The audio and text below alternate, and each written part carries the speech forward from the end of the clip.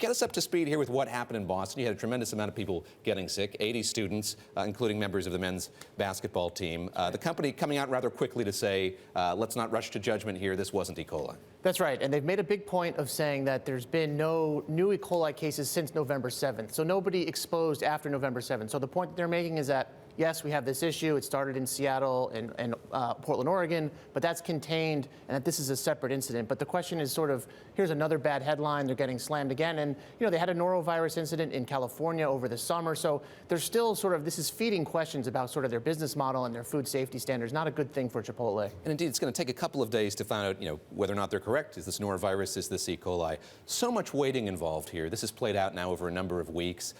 Still haven't been able to pinpoint what's happened, where in the supply chain this happened.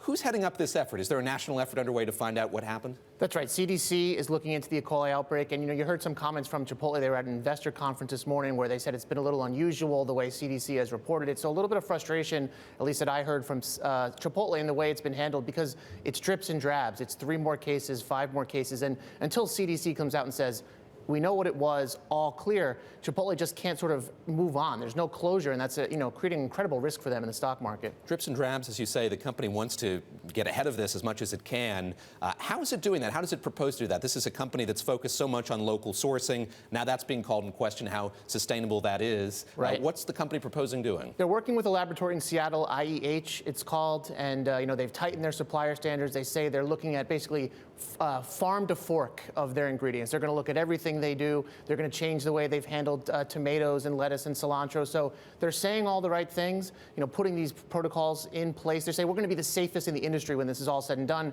We're going to pay what it costs, to do this. But the problem is, like I said, until CDC comes out and says all clear, and these headlines keep coming day after day, it's very, very difficult for them to move on. Pay what it costs. Let me ask you lastly about what that means for this company's bottom line to implement the kind of testing and safety measures that you're talking about. They said they didn't give much specificity this morning. They said we'll pay whatever it takes, but they did say it will pressure margins. So it'll be something to watch as we get 10Qs and earnings reports going out for the next couple of quarters. Be something to watch very closely. This was a company that already had questions about growth even before this food safety stuff hit.